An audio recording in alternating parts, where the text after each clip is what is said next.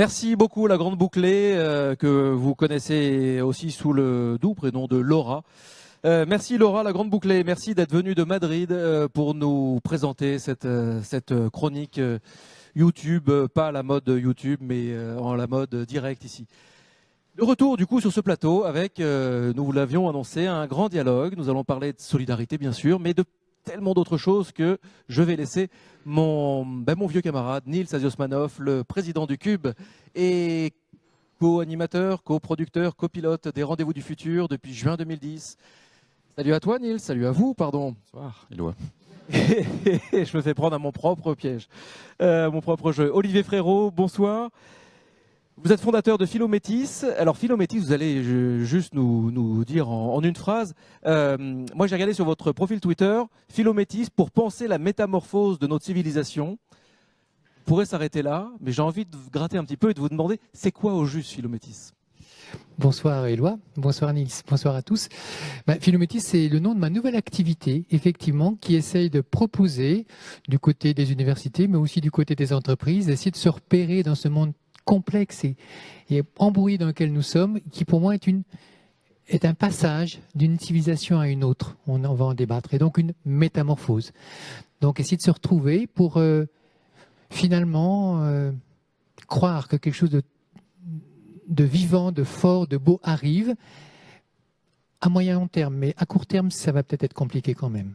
Et avant de laisser la parole à vous, Nils, je rappelle que vous avez eu un long parcours dans différentes directions de l'équipement, les DDE, et vous êtes également l'ancien vice-recteur de la Cato à Lyon, et donc maintenant fondateur de Philométis, et spécialiste des solidarités émergentes.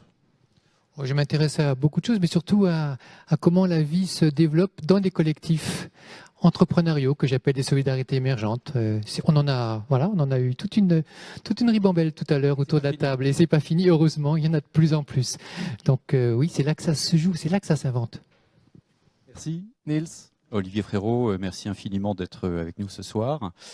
Alors une petite phrase, le premier ennemi de la connaissance, ce n'est pas l'ignorance, c'est l'illusion de la connaissance. C'était une petite dédicace spéciale Stephen Hawking qui nous a quittés, ce grand monsieur.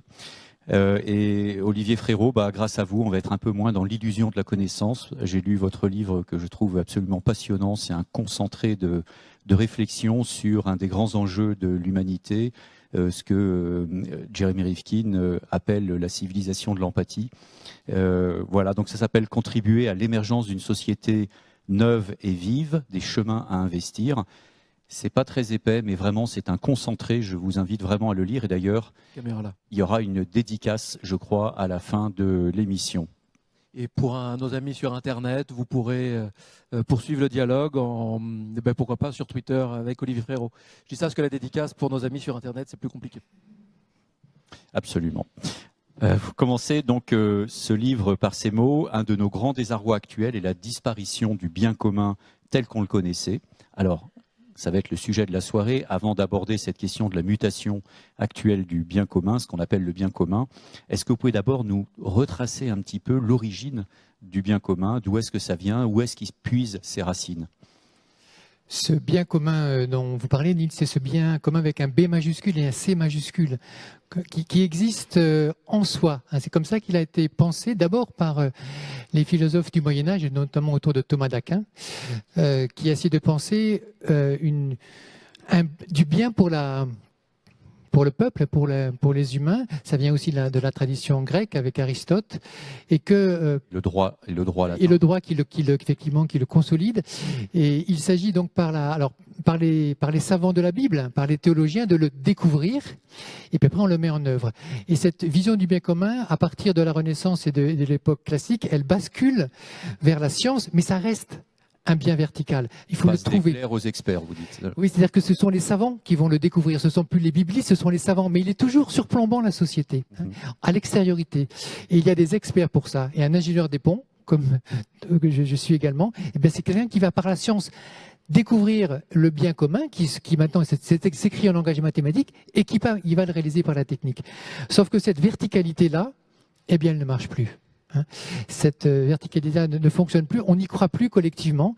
Et aujourd'hui, pour moi, ce n'est plus un bien commun avec un grand B, c'est un commun avec un petit c. Alors justement, vous dites jusqu'à peu, tout fonctionnait bien, il y avait une grande foi dans le progrès, et puis patatras, tout s'effondre, la machine publique s'est enrayée, le bien commun se métamorphose, il change de forme.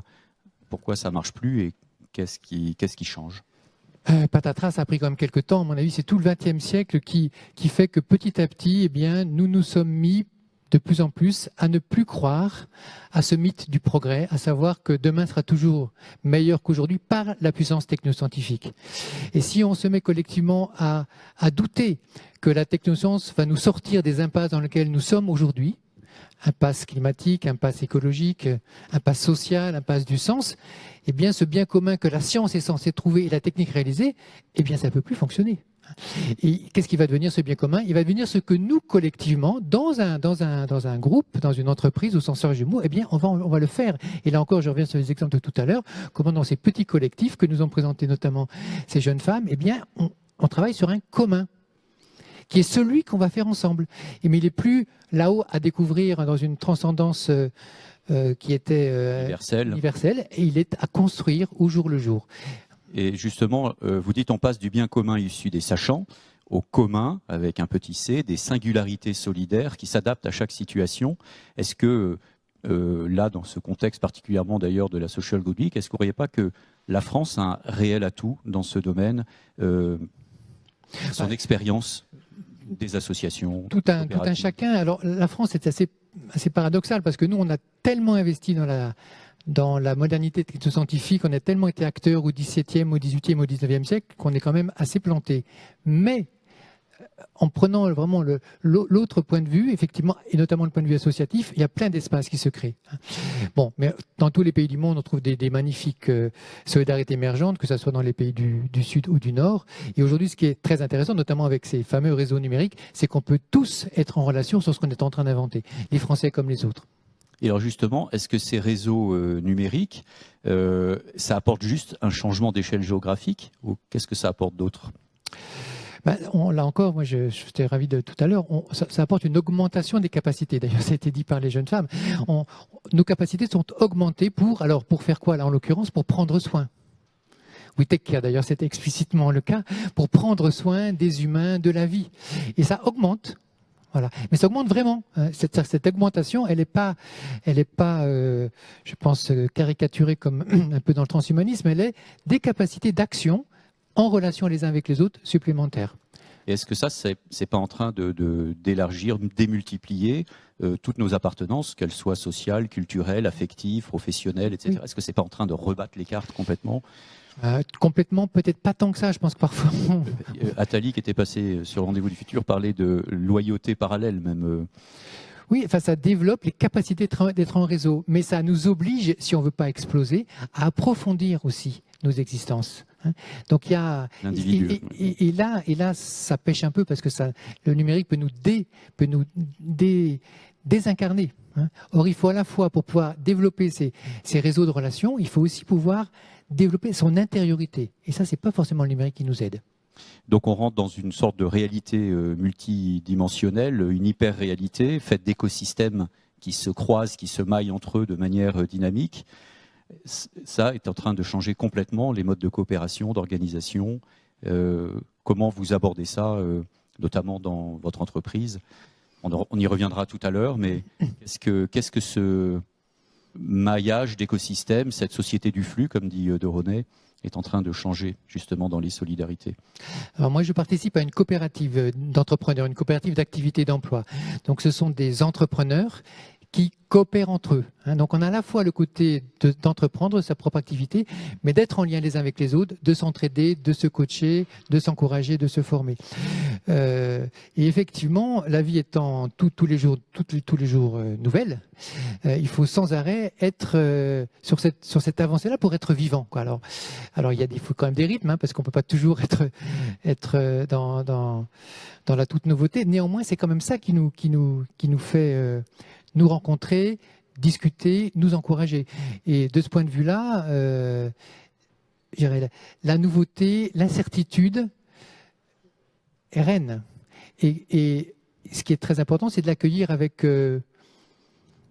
joie, avec intérêt, cette fameuse sérendipité dont on parle aujourd'hui, et donc accueillir la nouveauté et l'incertitude sans avoir peur. Et effectivement, c'est aussi être en réseau avec les autres. Hein.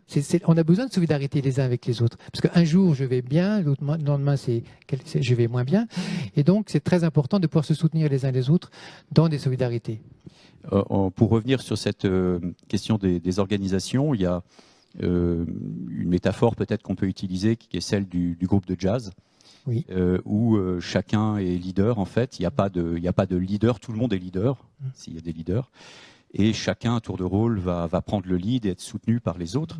Est-ce que vous pensez que c'est ce genre de plasticité qu'il peut y avoir aujourd'hui dans les nouvelles organisations?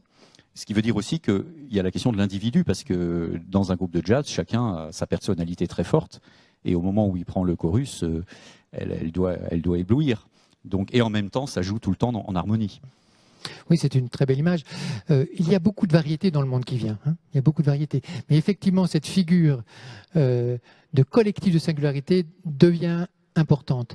C'est un peu le concept que moi j'appelle individuation, hein, et que j'oppose à l'individualisme. L'individualisme, c'est je me déploie, je me développe, mais seul. Un peu dans la grande logique de la vision technoscientifique de séparation du monde. Seul et donc contre. Alors que dans l'individuation, je me déploie singulièrement, mais je ne peux le faire que parce que je fais des choses avec toi, qui est différent de moi, et avec toi, dans des collectifs qui bougent tout le temps. Et c'est donc à la fois cette alchimie, je pense que c'est ça qui va faire qu'on va y arriver. Entre la joie de se déployer, tous les jours c'est nouveau, mais parce qu'on fait des choses ensemble, on entreprend des choses ensemble, et que c'est ça notre joie de faire ensemble, et de se découvrir aussi tous les jours de façon nouvelle. L'individuation collective n'est pas le seul ensemble de Sherry Turkle qu'on voit aujourd'hui à l'œuvre, dans les réseaux sociaux notamment, qui est un vrai phénomène, quoi. Vous dites l'altérité peut devenir le nouveau nom de la fraternité. Oui, c'est un peu la même idée. C'est que la fraternité, c'est très important. On a ce magnifique mot dans notre devise républicaine, mais il n'a pas encore tellement été mis en œuvre sur les 2 derniers siècles. Donc il est peut-être à mettre en œuvre au XXIe siècle. Mais sauf que la fraternité avec des gens qu'on ne connaît pas, hein, qui sont vraiment très différents, et maintenant toutes nos villes, et pas qu'en Occident, dans toutes les villes du monde, tous les peuples aujourd'hui sont présents. Hein. Toutes les cultures sont présentes, et dans leur immense différence. Eh bien, aller à la rencontre avec l'intérêt de ces humains très différents de soi, sans avoir a priori peur, et donc ça demande des conditions évidemment, eh bien c'est tous ces gens autres, cette altérité-là, c'est ces rencontres-là et ces métissages-là qui font la nouveauté. Donc c'est pour ça que je dis que l'altérité, avec des frères humains vraiment différents, ça c'est le nouveau nom de la fraternité, je crois, oui. Alors je fais une petite parenthèse, parce que j'ai suivi un peu aussi le fil de votre livre, et vous dites, nous avons cru que nous allions nous rendre maîtres et possesseurs de la nature, comme Descartes le promettait.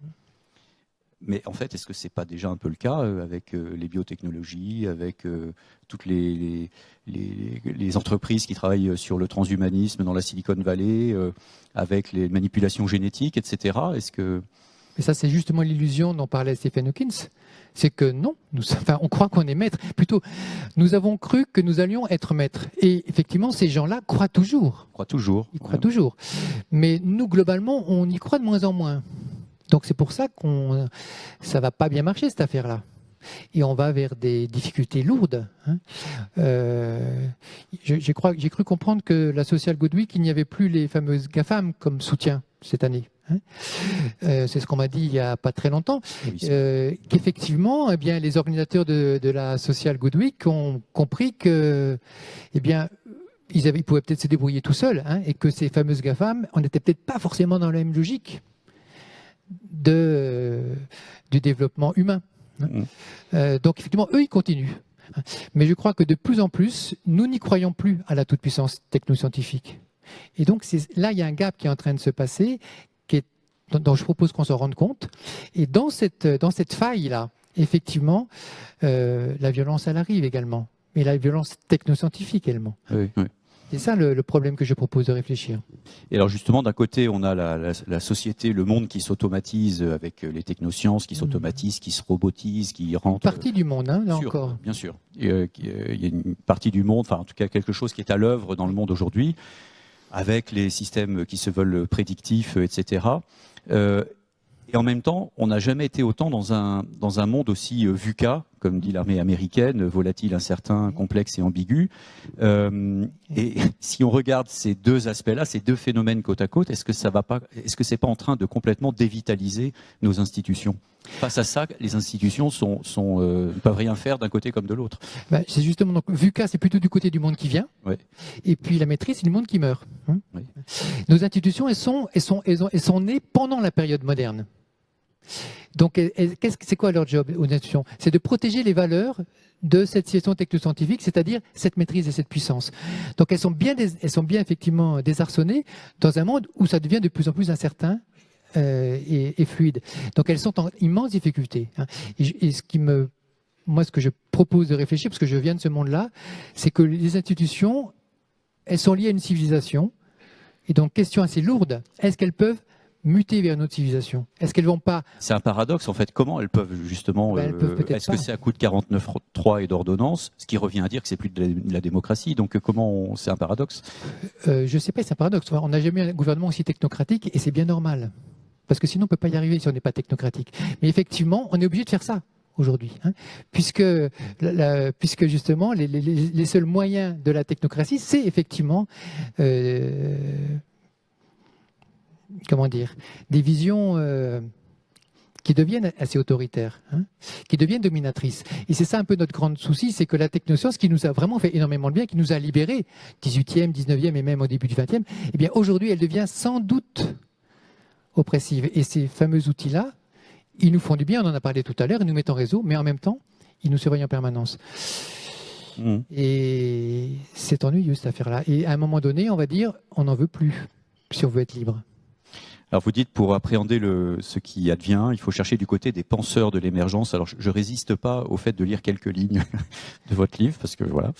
Donc les penseurs de l'émergence, de l'événement, de l'avènement, du survenir, de l'indicible, de l'impossible, de la fulgurance, de l'éclair, de l'irréversible, de la discontinuité, de la dissymétrie, de la dissonance, de l'intermittence, de la singularité, de l'inquiétude, de l'étonnement, de l'inconnu, de l'inattendu, de la fragilité, du tremblement, de l'inachevé, de l'insuffisance, de l'ambiguïté, du cheminement, de l'antre, de la faille, du flux, de la relation, de la vie, de l'existence. Magnifique. Mais je vous remercie. Tous des mots qui disent ce monde qui arrive et qui est déjà là. C'est pas de la stabilité, hein. Je crois pas, non. Vous parliez d'ailleurs des institutions de la non-puissance et qui doivent apprendre à être des institutions du flux, justement. Oui. Alors les sciences justement récentes comme la sociobiologie nous montrent que la nature en fait coopère. C'est-à-dire qu'on croyait, avec Darwin, on croyait que le plus fort gagnait. Et en fait, on se rend compte que non, c'est ceux qui coopèrent qui survivent d'une certaine manière. Et là, c'est quand même la science qui vient tordre le cou à la science. Hein. C'est la science sociobiologie qui vient tordre le cou à la science de Darwin. Qu'est-ce que ça vous évoque ? La science est toujours très belle et très, très importante. Le problème, c'est qu'il n'y en a plus beaucoup. Il y a plus beaucoup de science. Il y a presque que de la technoscience et presque que de la technique qui a mangé la science. Ça, c'est aussi un grand paradoxe. La science a enfanté la technoscience en Occident. C'est ce qui caractérise l'Occident, c'est la jonction entre science et technique. Ça se passe au XVIIe siècle. Aucune civilisation n'a fait ça avant. C'est un miracle que ça soit mis à marcher, que le monde il est en partie mathématisable. Mais la science a enfanté la technoscience, a enfanté la technique, et au XXe siècle, la technique quelque part, c'est à englober la science. Quand vous regardez les programmes de l'Agence nationale de la recherche, vous avez plus grand-chose, plus grand financement de la science au sens de la joie de contempler que le monde est, comme le disait Einstein, compréhensible. Hein. Donc il n'y a plus beaucoup de science, mais il y en a encore un petit peu. Alors il y en a encore dans l'astronomie, pour parler effectivement de Stephen Hawking. Il y en a encore. Vous ne pensez pas que, par exemple, l'intelligence artificielle, la big data, participe de la réunion des deux, parce que la science, c'est, comme vous le dites, c'est ce qui permet de comprendre le réel, la technologie, c'est ce qui permet d'agir sur le réel, mais la big data, l'analyse du monde à travers la big data, c'est un peu les deux, c'est-à-dire à la fois je comprends le monde dans des nouvelles dimensions que j'explore, et en même temps, je peux agir. Non C'est quand c'est bien raconté, ça c'est ce qu'on nous fait croire, mais en fait dans les faits, les big data, c'est pas pour nous libérer. C'est plutôt pour nous instrumentaliser. Donc c'est comment la technique a pris la main sur la connaissance pour l'instrumentaliser et c'est quelque part autonomiser de la science. Et ces fameuses big data, je sais pas, voilà. Est-ce que c'est pour nous faire du bien ou nous faire du mal? Est-ce que c'est pour nous libérer ou pour nous dominer? Quand c'est dans le cadre, par exemple, de la médecine, c'est pas forcément. Vous avez la médecine, vous avez la technique qui est trop technique. Après, on va chercher peut-être d'autres médecines. Vous voyez, il y a des excès qui sont faits. La question c'est que la technique devient excessive et dans son excès, elle n'est plus libératoire. Oui. C'est ça la difficulté. Mais comme ça a été dit d'ailleurs tout au long de la soirée, finalement l'outil il est neutre, c'est ce qu'on va en faire. Non, Heidegger le dit dès le début. Genre, le secret de l'Occident, c'est la technique. Elle n'est pas neutre du tout. Elle va faire la différence. Et c'est ça qui est difficile il faut essayer de pister la technique depuis plusieurs siècles. Qu'est-ce qu'elle devient? Et où est-ce qu'elle est aujourd'hui? Eh bien, aujourd'hui, elle n'est plus libératrice. C'est ça le grand problème. Comment ça se fait? Elle s'est échappée. Aujourd'hui, ce qui se passe dans les laboratoires, on n'a plus de contrôle démocratique. La doxa de la technique, et tout ce qui est faisable sera fait. Mais oui, mais ça peut faire des drames, cette affaire-là. Et on n'a plus de contrôle démocratique. On ne peut plus mettre en discussion ce qui va se passer dans les laboratoires. Comment on va reprendre la main démocratiquement, nous les humains, pour en discuter? Comment on va faire? Justement, alors concrètement, c'est difficile. Voilà, c'est mal barré. On peut être d'accord sur l'analyse, mais après concrètement, comment on va faire pour bientôt 11 milliards de personnes? C'est pour ça qu'on va vers des drames. Vous êtes collapsologue, peut-être? À court terme, mais pas à long terme. Parce qu'à long terme, je crois en la vie, et on l'a bien vu tout à l'heure. Et je pense que la vie est plus intelligente que nos propres bêtises. Elle est plus forte que la technique. Je ne peux pas vous convaincre si vous n'êtes pas convaincu, mais je le crois vraiment et je peux un peu l'argumenter avec d'autres. Donc effectivement, ce qui m'intéresse moi, c'est cette nouvelle civilisation qui arrive, qui est encore discrète et qui est fondée sur la croissance de la vie. Et que à ce moment-là, la vocation de l'humanité, c'est de prendre soin, tout est care, de prendre soin de cette vitalité et non pas de la dominer comme nous le disait Descartes dans son discours de la méthode. Oui. Et donc c'est quand même pas du tout pareil. Or les deux cohabitent en ce moment, c'est pour ça qu'on est un petit peu en difficulté pour voir ce qui se passe. Alors justement, vous dites aucune société peut vivre sans mythe fondateur, sans grand récit unificateur. On voit bien qu'aujourd'hui, dans la complexité du monde, le récit, on le voit pas, justement. Il faut penser global, penser systémique, mais comment on fait? C'est pas réussi ça. Voilà. Et sur quelle valeur on va construire ça, justement on démarre cette affaire. Alors justement, donc, le mythe du progrès, il a drôlement bien fonctionné, mais il ne fonctionne plus. Donc c'est pour ça que la civilisation occidentale technoscientifique est en déperdition, puisqu'elle n'a plus de mythe fondateur auquel on adhère tous, ou quasiment tous. Et donc la civilisation qui arrive, elle est en train de construire son mythe fondateur à travers une multitude de petites choses. Et c'est pour ça que je propose de l'appeler fondée sur la vie totale, sur la vie forte, sur la vie absolue. C'est ça sa caractérisation. Mais ça, il faut qu'on s'y mette à tous les littérateurs, les poètes, les conteurs pour nous raconter ces histoires. Mais là, vous êtes en train vous-même de raconter ces histoires. Tout à l'heure, plein de petites histoires qui prennent soin de la vie. Justement, vous dites quelque chose de très, très beau. Vous dites il nous faut travailler à l'élargissement de notre cœur comme nous l'avons fait de notre raison. Oui. Voilà ce qui est expressément notre tâche désormais, entrer en un nouveau pays et y inventer une poétique de l'amitié. La poétique, c'est un processus de création. Oui. Une poétique de l'amitié. Comment on fait alors? Ça commence par la Social Good Week, par exemple. Absolument. Voilà. Je crois que et on est là entre nous pour se réjouir d'être ensemble et de célébrer des choses qui se font ensemble et qui prennent soin de cette vie. Et c'est pas si compliqué que ça, c'est du bon sens même. Sauf qu'on a perdu beaucoup de bon sens dans notre société moderne. C'est de la confiance, c'est de la foi en l'avenir. Confiance, espérance, entreprendre. Et un petit clin d'œil, la plupart des personnes qui nous ont précédés étaient des femmes. C'est pas tout à fait un hasard. Car prendre soin de la vie, on est plutôt du côté du féminin. Il faut espérer que le masculin s'y mette quand même. Mais Nils, vous êtes plein de féminin, Nils, vous aussi. J'espère bien. J'espère bien. Voilà, mais je veux juste dire ça, vous voyez, c'est intéressant. Donc cette valence féminine au sens de prendre soin de la vie, voilà.